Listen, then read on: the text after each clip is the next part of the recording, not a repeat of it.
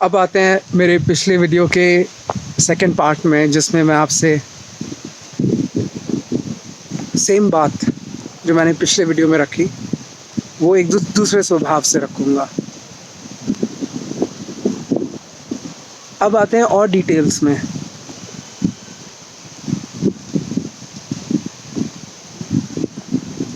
जिन भाई साहब ने मुझे बोला, मेरे अपने, कि ऐसे मत जाया करो बाहर, रूमर हो जाएगा ये वो, अब उनके भाव पे आते हैं, उनके मौलिक भाव पे आते हैं। उन्होंने ऐसा क्यों बोला?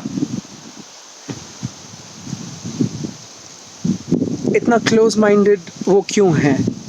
ये सारी बातों पे थोड़ा चिंतन करते हैं।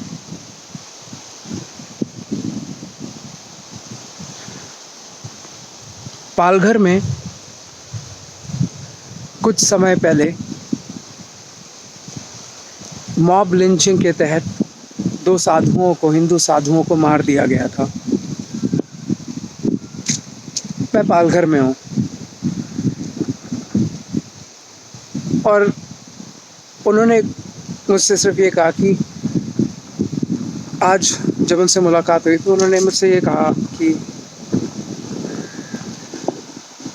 यार, कल तुमने बड़ी गलत हरकत की। तुम ऐसे ही मार्केट प्लेस में चले गए, और वो तो अच्छा है कि कोई रोड पे था नहीं। तो मैंने उनको कहा कि ज्वार भाटा आया हुआ था, पानी ज़्यादा था, अपने फार्म हाउस में घुसने के लिए ज़्यादा कंफर्टेबल होता कि मैं रोड से आता।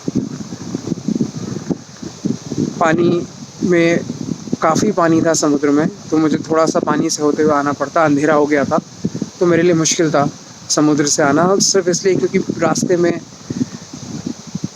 मैंग्रोव का जंगल है, जिससे बहुत कांटे वगैरह वाले पेड़ पड़े हुए हैं जो पैरों में आ सकते हैं, पानी की वजह से दिखेंगे नहीं। तो उन्होंने कहा वो ठीक है, लेकिन यहाँ तुम्हें साधु के भेष में देख के यहाँ मार देते हैं लोगों को, तो साधु जैसे लगते हो, तुम्हारा भेष साधु जैसा है, तो वो तुम्हें मार देंगे। तो मुझे जवाब देना होगा। तो मैं क्या जवाब दूंगा तुम्हारी फैमिली को? तो ऐसा बिल्कुल मत करो, यहाँ तुम जानते हो। मैंने कहा कि ऐसे मार देंगे बस क्योंकि मैं एक हिंदू साधु दिखता हूँ उन लोगों को, तो वो मार देंगे मुझे इस बात पे। तो उन्होंने कहा हाँ, अभी मारा है तो ये हुआ है, अब ये हुआ है, ये उनका अनुभव है। उस अनुभव ने उनके मन को कुछ दिखाया है जो उनका सत्य है। अब ये उनका सत्य है और मेरा सत्य ऐसा बिल्कुल नहीं है। तो फिर सत्य क्या है? सत्य ये है कि हम हर चीज़ को पूरे अवेयरनेस के साथ अगर देखें तो हम देखें कि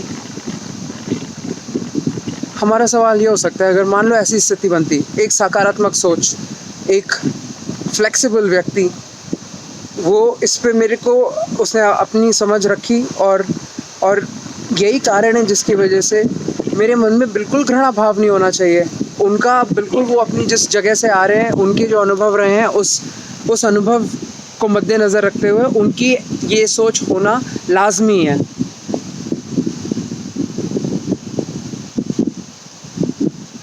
पर अगर यही सोच हम पनपने देते हैं समाज में, और मेरे पिछले वीडियो में मैंने आपको कहा गंदी सोच, गंदा समाज, छोटी सोच, यही भाव से हम अगर एक तरफा बस यही भाव बोले और वही व्यक्ति आके ये ना बोले कि मैं आपसे माफ़ी मांगता हूँ, मैंने आप लोगों को इस तरह से बोला। इसमें से हो सकता है कुछ लोगों को लगे कि मैं उनको एड्रेस कर रहा हूँ जिनकी ऐसी भावना है और मैं उनको गंदा समाज बोल रहा हूँ, तो मैं आपसे माफ़ी मांगता हूँ। मैं सिर्फ ये लीला करना चाह रहा था कि मैं बाकी लोगों को ये बताऊँ कि जो इस तरह से आपको एड्रेस कर रहे हैं अपनी उत्तेजना में, वो अगर थोड़ा ठहराव में कुछ समय बिताने के बाद आपको महसूस करें तो पाएंगे कि आपकी जो पोजीशन है वो बिल्कुल जायज़ है, आपका वो अनुभव है, और अगर आपके उस अनुभव से आपको एक नया अनुभव देना है तो उसके लिए कुछ बहुत ही एक्स्ट्रा ऑर्डिनरी देना होगा आपको। तो फिर वैसा वक्ता मिले आपको जो आपको वो एक्स्ट्रा ऑर्डिनरी एक्सप्रेशन आपके साथ कैप्चर करे आपकी और उसकी डिबेट में, जिससे आपको वो एक नया अनुभव मिले, एक नया सोचने और देखने का नज़रिया मिले। क्योंकि वो व्यक्ति ये समझता है कि आपका अनुभव आपका सत्य है और इसमें कोई दो राय नहीं है, पर मेरा भी कुछ सत्य है और मैं चाहता हूँ आप मुझे समय दें, आप मेरा भी सत्य समझें कि मुझे इन बातों से क्यों कोई भय नहीं है। पहले तो मैं आपको ये बताना चाहूँगा, क्योंकि मुझे फंडामेंटली पता है कि हम जैसी सोच रखते हैं उसी प्रकार की प्रक्रिया हमारे अराउंड घटती है। और ज़रूरी नहीं है हर प्रक्रिया जो घटी, जो ख़राब दिख रही है, उसका अर्थ आपके जीवन में ख़राब है। कई बार अद्भुत प्रक्रियाएं हमारे जीवन में हो जाती हैं जिनसे हमें वो सीखने को मिलता है जो हमें आजीवन सीखने को नहीं मिलता, और उस लेसन की हमें पता है हमारे को पूरे जीवन में ज़रूरत है। तो जो हो रहा है वो होने दें, कोई दिक्कत नहीं है। आपका जो भावनाएं हैं उनको एक्सेप्ट करिए और दूसरे की जो भावनाएं उसको भी सुनिए। इतना लचीलापन अपने स्वभाव में होना चाहिए। तो मैं आपको ये कहना चाहूँगा कि अंकल, ऐसा किसी उत्तेजना के कारण किसी व्यक्ति के जीवन में घटना घटी, और इसका मतलब ये नहीं कि सारे यही करने के लिए बैठे हुए हैं। मुझे जो दिखता है मैं वो आपको बताता हूँ। जब मैं वहाँ से मार्केट, जब लॉकडाउन नहीं था और मैं उस मार्केट प्लेस से चलता हुआ जाता हूँ, तो मुझे वो मुसलमान दुकानदार दिखते हैं जो ये आस लगा के बैठते हैं कि मैं उनकी दुकान में आ जाऊँ और उनकी कुछ दुकानदारी हो। सबको अपने घर में रोटी, कपड़ा, मकान, भोजन और ग्राहक चाहिए। ये बात सबको समझ में आती है। कभी कभी कुछ लोग उत्तेजित कर देते हैं, लेकिन जब वो एक साफ सुथरा मानव देखते हैं जो ऐसे उत्तेजित आत्माओं को ठंडा करना जानता है, तो फिर आप थोड़ा अलग अनुमान भी लगा सकते हैं कि अगर ऐसी घटना घटनी हो तो मैं क्या करूँगा। आप मुझसे सवाल पूछें, आप मेरी भावना को भी समझें। तो मैं कहूँगा अंकल, अगर ऐसा होगा तो जिसके साथ होना होगा, एक सोच तो ये भी कहती है ना, वो हो जाएगा। वो तरंगे होंगी, वो तरंगों के होने के लिए आपके खुद के मन के अंदर वो तरंगों का होना ज़रूरी है। आपके मन के अंदर अगर वो तरंगे नहीं, आपको वो अनुभव एग्जिस्ट नहीं करता आपके लिए, आप उस अनुभव के बारे में सोच ही नहीं रहे हैं, तो वो तरंगे आपके आसपास बहुत बहुत मुश्किल है कि, और रैंडमली कह सकते हैं कि वो घटनाएं आपके साथ घट सकती हैं। जो परमात्मा है उसके पास रूप, कोई भी रूप लेने की शक्ति है। एक बार को ये मान लेते हैं, मतलब non matter becomes matter, it has that ability to become matter is what I am saying. तो वो कहीं पे भी मैटर बन जाए और वो मैटर आपके साथ रिदम में आ जाए तो कुछ कह नहीं सकते, लेकिन ज़्यादातर ये होगा कि आपके अंदर वो भावना है तो वो चीज़ आपकी लाइफ में घटित हो जाएगी। हर केस में कहीं ना कहीं उसका एसोसिएशन आपसे है। तो अगर मेरी लाइफ में यहाँ तक होता है कि कुछ लोग आते हैं और मुझे अटैक करने की कोशिश करते हैं और मैं निडर भाव से वहाँ खड़ा रहता हूँ, सिर्फ अपनी आवाज़ ऊंची करके उनको कुछ बोलता हूँ, शायद मैं उनको ये बोलता हूँ कि मैं आपका ग्राहक हूँ, आपके बच्चों की पढ़ाई और आपके कपड़े और आपका भोजन, मैं एक आधुनिक कंपनी का चालक हूँ। वो कंपनी पालघर में अगर बड़ी होगी तो आपके पड़ोस में बड़ी होगी, तो आप सबको बहुत कुछ मुझसे मिलेगा।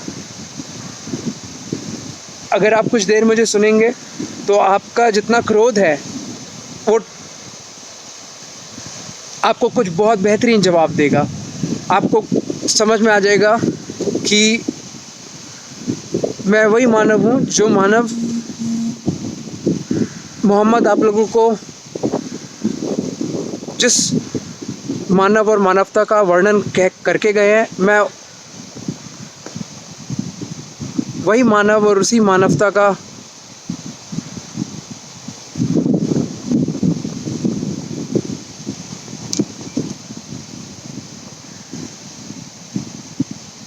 हिंदू, साधु हूँ, सिर्फ चेहरे से, क्योंकि अंकल ने कहा कि साधु जैसे दिखते हो, तो मैं कह रहा हूँ सिर्फ चेहरे से, वरना मेरा कोई मज़हब नहीं है।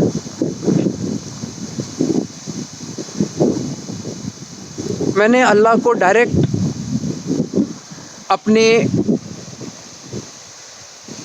जीवन शैली से प्राप्त किया है। वो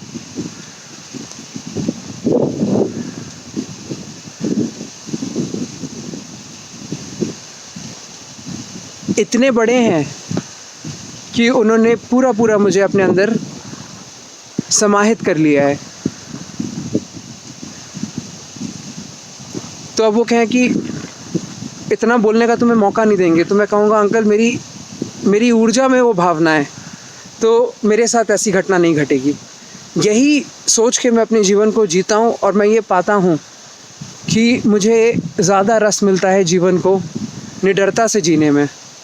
तो किसी की कोई रिस्पॉन्सिबिलिटी नहीं है, मेरी लाइफ के लिए मैं रिस्पॉन्सिबल हूँ और किसी की कोई जवाबदेही नहीं है। मैं आज़ादी से जीना चाहता हूँ और मैं अपने जो कुछ सत्य मैंने पाया है जीवन के बारे में कि किसी भी प्रकार की घृणा, हम स्ट्रेटेजिकली कुछ रिजल्ट्स की प्राप्ति की ओर बढ़ सकते हैं, लेकिन अगर भाव में घृणा है, जैसे सामुराइज होते हैं, उनको जब काटना होता है अपने दुश्मन को, तो वो घृणा भाव से नहीं काटते हैं, वो बहुत ठहराव की भावना से काटते हैं। उनके हाथ चल रहे होते हैं, मन में बहुत ठहराव होता है, कोई उत्तेजना नहीं होती है। तो आपको जो रिजल्ट्स लाने हैं आप लोग लाओ, घृणा भावनाएं मत रखो। हर पक्ष को गहराई से सुनो और समझो कि वो ऐसा क्यों कह रहा है, और वही पक्ष अगर थोड़ा सा और लचीला स्वभाव रखे और थोड़ा सा पेशेंस रखे तो वो भी आपको सुन ले और वो आपको कहे कि अंकल अगर हमें इस दुनिया में को नए मानव देने हैं, क्योंकि आपको पता है कि मैं कुछ ऐसा व्यक्ति हूँ जो नए मानव की बात कर रहा है, तो नए मानव की जो बात कर रहा हूँ वही अगर मुझे अपने जीवन में उतारना है तो मैं कैसे इस भावना के साथ अपने आप को कंडक्ट करूँगा कि बाहर जो लोग बैठे हुए हैं, क्योंकि मैं आप उन लोगों को हिंदू साधु जैसा दिख सकता हूँ, तो मैं उनसे भयभीत होके रोड पे चलूँगा। अंकल मेरी ऊर्जा में वो झुकाव नहीं है, वो भय नहीं है जिसके ऊपर वो अटैक करेंगे। अगर मौलिक रूप से इन भावनाओं को हम हटा दें अपने मन से तो कोई किसी पे अटैक नहीं करेगा। ये प्रेम भाव की कमी है जो डर जिस पे डर पनपता है। यहाँ पे प्रेम भावना है, वहाँ पे डर नहीं। तो प्रेम भावना, मैं ये नहीं कह रहा हूँ कि हम दूसरे धर्मों के लोगों जो हमारी नज़र में हमें लग रहा है कि हमारे समाज में गलत कर रहे हैं, उनके लिए प्रेम रखें। हमें उनके लिए प्रेम रखने की ज़रूरत नहीं है, हमें बस प्रेम भावना अपने अंदर रखनी है। लोगों के लिए सच्चे मन से प्रेम भावना रखनी है। जब अपने लोगों के लिए सच्चे मन से प्रेम भावना होगी, लोभ नहीं, मोह नहीं, प्रेम, मोह नहीं प्रेम, दोनों बातों में फ़र्क है। तो प्रेम भावना जब होगी तो हमें कोई भय नहीं होगा, किसी का भय नहीं होगा। तो मैं तो ऐसा समाज निर्माण करना चाह रहा हूँ और सत्य भी यही है कि कोई भी धर्म हमें एक दूसरे को काटने की बात नहीं कर रहा है, कोई भी नाजायज़ बात नहीं कर रहा है। वो जो जिस भावना से, हर ग्रंथ की यही कहानी है, हर धर्म की यही कहानी है कि हमें पहले उस भावना को अपनाना होता है जिस भावना से हम उन ग्रंथों के सही मायनों को पकड़ पाएंगे। और उस भावना को अपनाने के लिए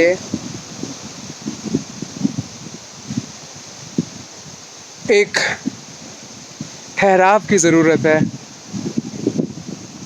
वो ठहराव नहीं है तो फिर हम ग्रंथों से के जो सही अर्थ है वो नहीं समझ पाएंगे। और समाज में लोगों के अंदर ठहराव नहीं है, उत्तेजना है। उत्तेजना के कारण लोग अपने समझे हुए अर्थों को वैलिडेट करने के लिए उन जगहों पे पहुंचेंगे। तो उस वैलिडेशन के लिए पहुंचने पे तो आपको वो नहीं मिला जो एक आपके खालीपन में आपको मिलता, आपके ठहराव में आपको मिलता। तो मेरा मानना यह है कि मैंने आज तक इंक्लूडिंग सुप्रीम कोर्ट कोई ये साबित तो नहीं कर पा रहा है भाई कि ये सब इलीगल है, इनकी इस्लाम की आयतें। तो जब मैं ये कह रहा हूँ कि कोई साबित तो नहीं कर पा रहा है, सब बातें चल रही हैं और कोई ये नहीं साबित कर पा रहा है कि हिंदू धर्म में कुछ गलत लिखा हुआ है, साबित नहीं हो पा रहा है ना। मेरे लिए तो साबित हो गया है कि कहीं पे कुछ भी गलत नहीं लिखा हुआ है, हर चीज़ के गलत अर्थ निकाल लिए गए हैं। हमने भगवान को अपना ही स्वरूप समझ के सारे वर्णन कर दिए हैं भगवान के नाम पे, और वो इसलिए किए हैं कि हम उस पोइट्री के माध्यम से इस बात तक पहुँचे कि आत्मा और परमात्मा अलग हैं। बिल्कुल कोई सिमिलैरिटी नहीं है दोनों में, इतनी है कि एक दूसरे का बच्चा है बस, बाकी टोटली अलग एग्जिस्टेंस है आत्मा की और परमात्मा की। तो हमने लेकिन पर्सोनिफाई करके हर चीज़ को एक्सप्लेन कर दिया है हिंदू धर्म में। तो लोग उस खिल्ली उड़ाते हैं उस बात की, लेकिन उसमें एक साइंस है। उसी प्रकार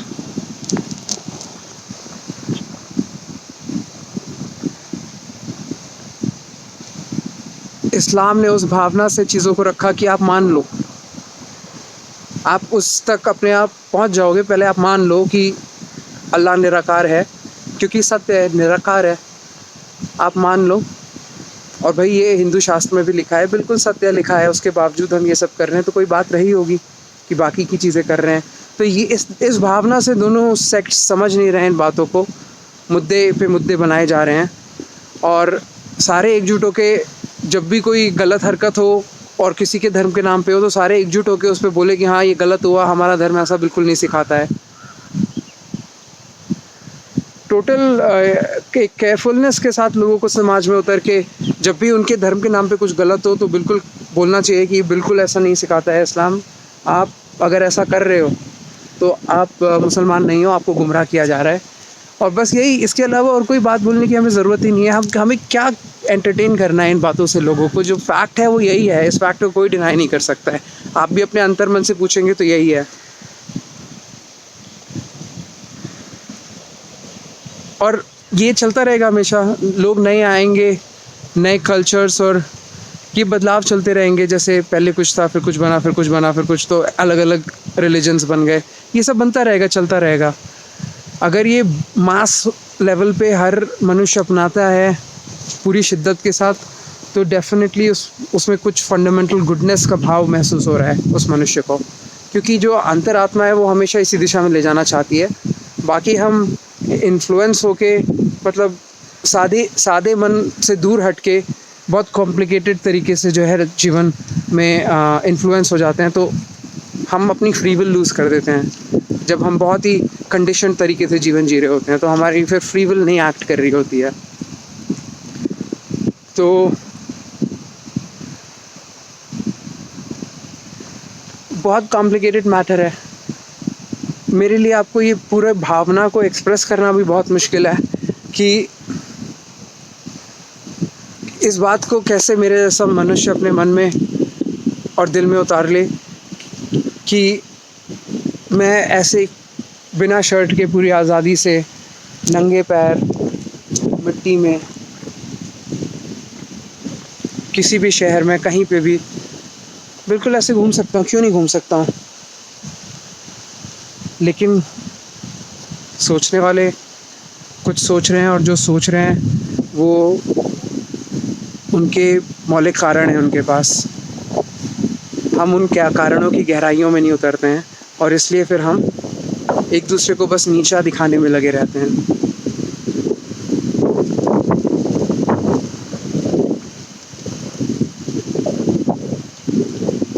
एनीवे, क्योंकि ऐसा है समाज में, कोई बात नहीं। इसके लिए क्या सोल्यूशन हो सकता है? इसके लिए सोल्यूशन ये हो सकता है कि हम शब्दों से थोड़ा दूर करें अपने आप को। मतलब कहने का कि जैसे म्यूज़िक सुनते हैं ना, तो म्यूज़िक को सुनते हैं, इतनी गहराई से सुनते हैं कि ऐसा लगता है देख रहे हो। कभी कभी इतनी गहराई में होते हैं म्यूज़िक के साथ, आँख बंद करके। तो जैसे हम साउंड को सुनते हैं, उतनी मतलब हम कुछ और हैं और हमारे ऊपर साउंड की लहरें पड़ रही हैं, है ना? और बस हम उन लहरों का असर होने देते हैं। हम कोई उत्तेजित नहीं हो रहे होते हैं साउंड, जब साउंड चल रहे, बट वर्ड्स जब चल रहे होते हैं तो हम कुछ कुछ मीनिंग्स बनाने लगते हैं। तो शब्दों पे ना जाएं, भावनाओं पे, लोगों की भावनाओं को समझें, तो हम कम घृणा कर पाएंगे। और वो अगर भावना है तो वो क्यों है, अगर बिल्कुल साफ पता चल रहा है कि यार बिल्कुल जायज़ कारण है, तो उन कारणों को समझेंगे। और हम उसी छोटी सोच को हम कहेंगे कि सोच तो वो छोटी है, पर वो छोटी समाज की वजह से है। और हम जब तक समाज को मौलिक रूप से नहीं सुधारेंगे, तब तक वो सोच जस्टिफाइड है।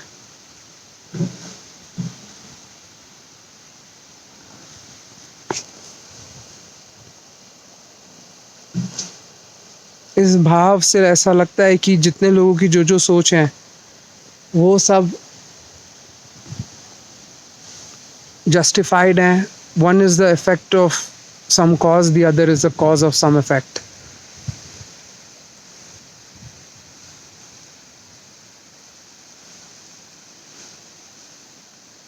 See it in whatever way you like. It's all so interrelated. For a mind free of hate, it would be very difficult to hate any of them. However, to set the wheel moving towards a change, some narrative would be required. My attempt is to nail that narrative. Perhaps that narrative is a narrative of absolute truth. Truth spoken as and when it is found.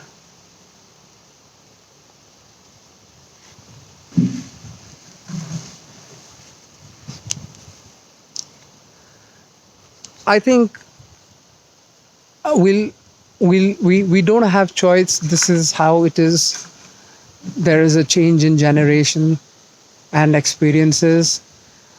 Maybe if the elders give room to the younger ones to be heard, to be allowed to speak of their own experiences, they may start to understand that the threat in the name of religion as it used to be is only diminishing. Except for political narratives, the reality is far from progression. The relevance of religion and threat of religion is lesser than it used to be, and it's going to keep moving in that direction. We, on our part, can catalyze this by being vocal about what we feel about the situation without fear of judgment.